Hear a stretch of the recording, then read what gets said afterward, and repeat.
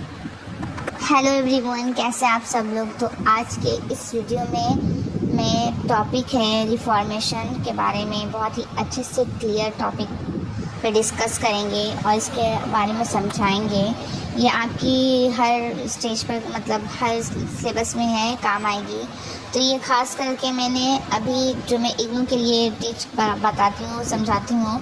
तो ये BGC 104 का 104 का ब्लॉक 1 से यूनिट 3 है, जिसमें आपका ये रिफॉर्मेशन का टॉपिक आया है। तो आइए इसको थोड़ा अच्छे से मैं डिटेल में समझाने की कोशिश करती हूँ कि ये क्या है। तो रिफॉर्मेशन क्या है, व्हाट वाज रिफॉर्मेशन। जब ये स्पेशल के टाइम के है, इन स्पेशल के टाइम में जो पोइट्स राइटर होते थे, तो उस वक्त रिफॉर्मेशन क्या हुआ था और रिफॉर्मेशन क्या था। रिफॉर्मेशन एक रिलीजियस धार्मिक मूवमेंट था जो 16वीं सेंचुरी के आसपास यूरोप में शुरू हुआ था। इसका मतलब था रिलीजन को सुधारने, उसमें नए आइडियाज़ लाना। रोमन कैथोलिक चर्च उस टाइम सबसे बड़ी रिलीजियस अथॉरिटी थी, लेकिन लोग उससे डिससेटिस्फाई मतलब कि नाराज़ भी होने लगे थे वो उस चर्च से। तो मैं आपको टॉपिक वाइज बताते जा रही हूँ। मैं अब सेकंड टॉपिक पे आ रही हूँ कि इस मूवमेंट की शुरुआत कैसे हुई, हाउ डिड इट स्टार्ट। इस तरह से अगर मैं आपको टॉपिक इजीली समझाऊँ तो आपको ज़्यादा बेटर समझ में आएगा, ज़्यादा बेटर अंडरस्टैंडिंग होगी और आप अभी अपने एग्ज़ाम में इस तरह से बुलेट पॉइंट टॉपिक वाइज बनाकर लिख सकते हैं, जिससे एग्ज़ामिनर आपके टॉपिक को देखकर ज़्यादा अट्रैक्ट होगा और आपको ज़्यादा मार्क्स दे सकता है। तो इसलिए मैं आपको टॉपिक वाइज इस तरीके से एक्सप्लेन करना चाहती हूँ कि क्या है। तो आपको ऊपर में तो समझ में आई गई होगी कि रिफॉर्मेशन क्या है ना। तो एक बार मैं फिर से समझा देती हूँ कि रिफॉर्मेशन जो है एक रिलीजियस मूवमेंट का नाम है जो 16वीं सेंचुरी में यूरोप में शुरू हुआ था, इसके आसपास। यानी कि रिलीजियन को सुधारना, उसमें और नए आइडियाज़ लाना। यानी रिलीजियन में जो अंधाधुंध विश्वास ये सब आ गए थे उस वक्त, तो ये सब को चेंज करके उसमें और नए तरीके के आइडियाज़ लाना और इसको अच्छे तरीके से बताना, एक्सप्लेन करना। तो उस वक्त में जो चर्च, रोमन कैथोलिक जो चर्च था उस समय, वो बहुत बड़ा रिलीजियस अथॉरिटी था, लेकिन वहाँ पर कुछ ऐसे मतलब चीज़ें हुआ करती थी जो मतलब सही नहीं लगते थे लोगों को। वहाँ लोगों को अब समझ में आने लगा कि अब ये सही नहीं है। अब लोग उससे डिससेटिस्फाई होने लगे, नाराज़ होने लगे। तो बस वहाँ से रिफॉर्मेशन की शुरुआत हुई। तो नंबर 2 में हम ये टॉपिक कवर करेंगे कि इस मूवमेंट की शुरुआत कैसे हुई, हाउ डिड इट स्टार्ट। तो इस मूवमेंट की जो लीडरशिप थे वो मार्टिन लूथर ने की। मार्टिन लूथर जर्मनी के एक मॉन्क थे, मतलब साधु थे। उन्होंने देखा कि चर्च पैसा लेके लोगों के पाप माफ़ कर रहा है, ये गलत है। यानी कि मार्टिन लूथर ने क्या देखा कि जर्मनी में एक मॉन्क है, जर्मनी की जो मार्टिन लूथर जो है जर्मनी के क्या है, साधु हैं। और वो लोगों ने क्या देखा कि वो क्या कर रहा है चर्च पैसा लेके, मतलब उन्होंने देखा कि चर्च क्या कर रहा है, पैसा लेके लोगों के पाप जो है, मतलब जो लोग कुछ गलत किए हैं, गुनाह किए हैं, उनको सज़ा मिलना ही चाहिए था। तो वो अमीर लोग हैं तो उन लोगों से पैसा लेकर उनके पाप को माफ़ कर दे रहा है। तो ये सरासर गलत है। लोगों को तो सज़ा मिलनी चाहिए जिसने खता की है, जिसने गलत किया है, जिसने गुनाह किया है। तो इस तरह से तो हो नहीं सकता है ना, पैसा लेकर आप माफ़ कर दें किसी के पाप। तो ये बहुत बड़ी जुर्म थी। तो लोगों ने इसे देखा और समझा। तो मार्टिन लूथर ने इसे, जर्मनी के जो साधु थे उन्होंने ये देखा और समझा। तो उन्होंने क्या कहा कि इंसान और भगवान के बीच कोई मिडिल मैन जैसे प्रीस्ट की ज़रूरत नहीं है। हर इंसान खुद बाइबल पढ़ सकता है, भगवान से कनेक्ट हो सकता है। किसी भी चीज़ की मतलब ज़रूरत नहीं कोई बीच में इंटरेक्ट बनाने के लिए किसी भी भगवान से। हम लोग खुद बाइबल पढ़ के क्या कर सकते हैं, भगवान से कनेक्ट हो सकते हैं। और 3 नंबर में ये बताती हूँ रिफॉर्मेशन के इम्पॉर्टेंट आइडियाज़ क्या थे। रिफॉर्मेशन जो हुए थे उसके सबसे इम्पॉर्टेंट आइडियाज़ क्या थे, क्यों हुए थे। तो कैथोलिक चर्च जो था वो पुराना सिस्टम था एंड प्रोटेस्टेंट रिफॉर्मेशन नया सिस्टम था। यानी कि प्रीस्ट ज़रूरी है कैथोलिक चर्च कहते थे कि प्रीस्ट क्या है, ज़रूरी है, मतलब लोगों और गॉड के बीच में इंटरैक्ट करने के लिए उसके बीच में क्या एक ज़रूरी है, प्रीस्ट ज़रूरी है। ये पुराना सिस्टम में जो कैथोलिक चर्च कहा करते थे। लेकिन जो न्यू सिस्टम इन्होंने फॉर्म किया था वो कहते थे हर इंसान खुद बाइबल क्या करता है, समझ सकता है, पढ़ सकता है। एंड कैथोलिक चर्च क्या बोलते थे कि चर्च के रूल्स फॉलो करने ही पड़ेंगे। चर्च ने जो रूल बनाया है, वहाँ के प्रीस्ट ने जो रूल बनाया, वो आपको रूल फॉलो करना है। लेकिन नया जो बना था, रिफॉर्मेशन हुआ था, वो बोलते थे बाइबल्स के रूल इम्पॉर्टेंट है, यानी कि जो चर्च ने रूल बनाया है, प्रीस्ट ने बनाया है, वो हमारे लिए इम्पॉर्टेंट नहीं है। जो हमारे मतलब होली बुक बाइबल में जो लिखा है उसके रूल हम लोग ज़्यादा इम्पॉर्टेंट है, उसको फॉलो करेंगे। कैथोलिक चर्च जो पुराना सिस्टम था वो बोलता था चर्च की टीचिंग्स, मतलब चर्च की टीचिंग्स पर ध्यान दिया जाए। लेकिन नया जो रिफॉर्मेशन हुआ था वो सिस्टम बोलता था अपना पर्सनल रिलेशन विद गॉड, हम लोग क्या करें, हम लोग अपना खुद का पर्सनल रिलेशन जो हमारा है वो गॉड के साथ बनाएं और इंटरेक्ट करें और कनेक्टेड रहें उनसे, ये ज़्यादा बेटर है। लेकिन कैथोलिक चर्च जो था पुराना सिस्टम, वो ये कहता था कि चर्च ही गॉड तक पहुँच मतलब चर्च ही जो है वही सिर्फ गॉड तक पहुँच सकता है और कोई नहीं।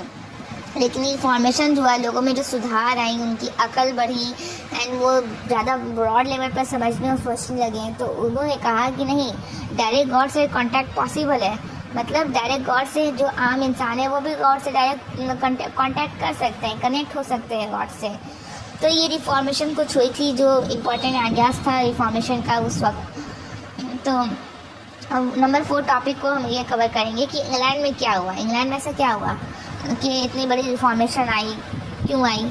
तो इंग्लैंड के किंग जो हेनरी 8 ने क्या किया, रोमन कैथोलिक चर्च से रिलेशन क्या है, तोड़ दिया 1530s में।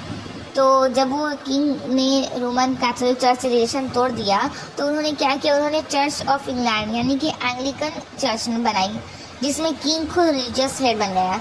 उन्होंने खुद एक अपना चर्च बनाया इंग्लैंड में और खुद वो चर्च बनाकर वो खुद ही वहाँ का रिलीजियस हेड बन गया।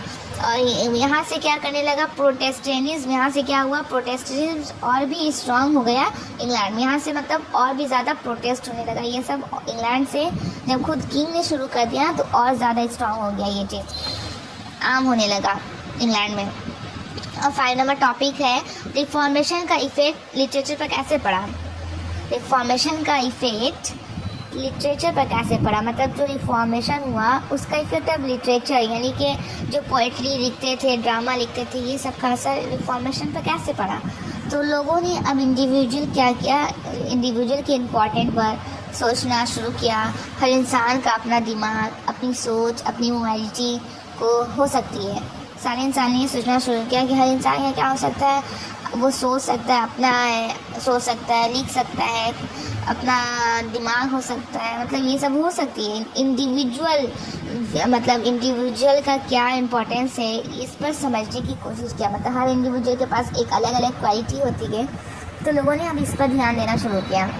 राइटर्स ने अब ऐसे कैरेक्टर्स बनाए जो खुद से क्वेश्चन पूछते थे, सेल्फ इम्प्रूवमेंट की बात करते थे, आइडियल वर्ल्ड इमेजिन करते थे, जो खुद से क्वेश्चन करेंगे, मतलब इस तरह से जो खुद में इम्प्रूवमेंट करना चाहेंगे, इस तरह के राइटर सब क्या करने लगे, रिफॉर्मेशन होने जब हो रहा था तो ये सब सारी चीज़ें लिटरेचर पर असर होने लगी। ऐसा लिटरेचर जो पॉइंट होगा वो ज़्यादा बेटर होगा।